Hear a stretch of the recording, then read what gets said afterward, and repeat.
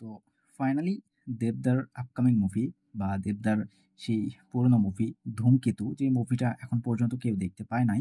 তো সেই মুভিটা আসতে যাচ্ছে। তো ওয়েলকাম ফ্রেন্ডস, আমি সৌরভ। তো আমি এখন কথা বলবো দেবদার সেই আটকে থাকা মুভি বা আপকামিং মুভি 'ধূমকেতু'। তো এই মুভিটা আসার সম্ভাবনা দেখা যাচ্ছে, সেই বিষয়ে কথা বলবো। তো আজকে দেবদা এবং রানা সরকার তারা কিন্তু সোশ্যাল মিডিয়ায় একটা পোস্ট করছেন।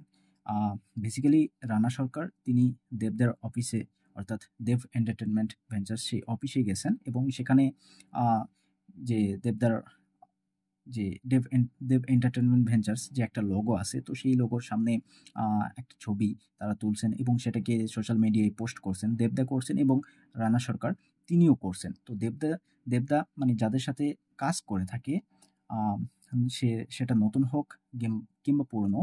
তো দেবদার অফিসে গেলে দেবদা কিন্তু শুরুর দিকে বা ১ম এ এখানে একটা ছবি তুলে তিনি মানে সোশ্যাল মিডিয়ায় পোস্ট করে দেন।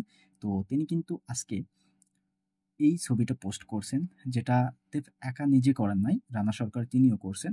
তো দেবদা সেখানে ক্যাপশনে লেখেন এমনি। তো এর পরবর্তীতে তিনি নিচে আসলে ছোট্ট করে লেখেন যে, "this time let's hope for the best."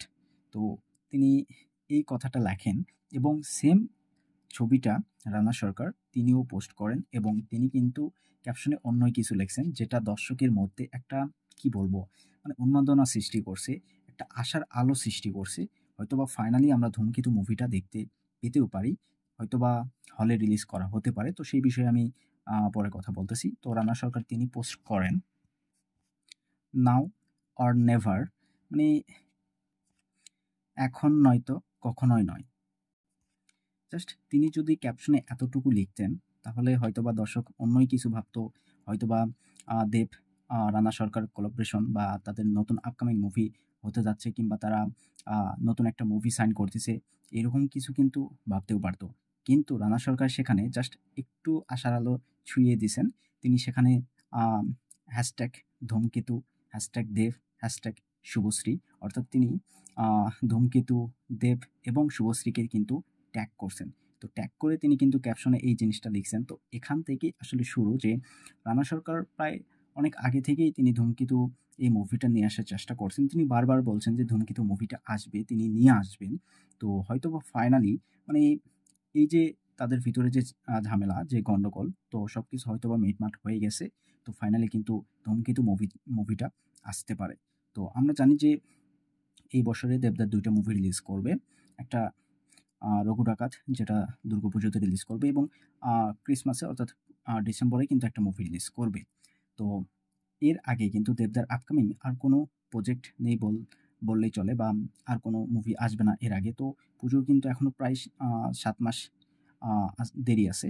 তো এর আগে হয়তোবা তাদের এই যে ভিতরের যে ঝামেলাটা সেটা একদম মিটমাট বা তারা নিজেদেরকে শুধরে নিয়েছে। তো সেখান থেকে বলতে গেলে 'ধূমকেতু' মুভিটা যেহেতু সবকিছু কমপ্লিট আছে, এখানে শুটিং কোনো কিছু মানে করার কোনো প্রয়োজন নাই।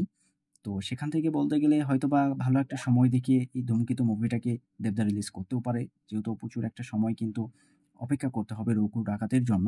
তো সেখান থেকে বলতে গেলে এই যে আজকে হঠাৎ করে তারা এইরকম একটা পোস্টার বা একটা ছবি তুলে শেয়ার করছেন এবং ক্যাপশনে মানে 'ধূমকেতু' ট্যাগ করা হইছে। সত্যি বলতে এইটাই কোথাও গিয়ে আশার আলো ফোটাচ্ছে এবং আ দেব ফ্যান যারা আছে, যারা 'ধূমকেতু' মুভিটা দেখতে চান, তো তাদের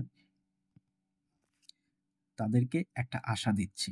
তো আমি বলব 'ধূমকেতু' মুভিটা অনেক আগের বা পুরনো একটা মুভি। কিন্তু তারপরেও সেখানে আ দেবদার যে পারফরম্যান্স বা সেখানে দেবদার যে পোস্টারটা আ রিলিজ করা হয়েছিল, মানে একটা বৃদ্ধর লুকে আমরা দেবদাকে দেখছিলাম এবং ইয়ং দেবদা পোস্টারও কিন্তু রিলিজ করা হয়েছিল। দেখবেন যে মানে কমান্ডোর ক্যারেক্টার যেরকম হয় আরকি, সেইভাবেই কিন্তু আমরা দেবদাকে বরফের ভিতরে দেখতে পাচ্ছি।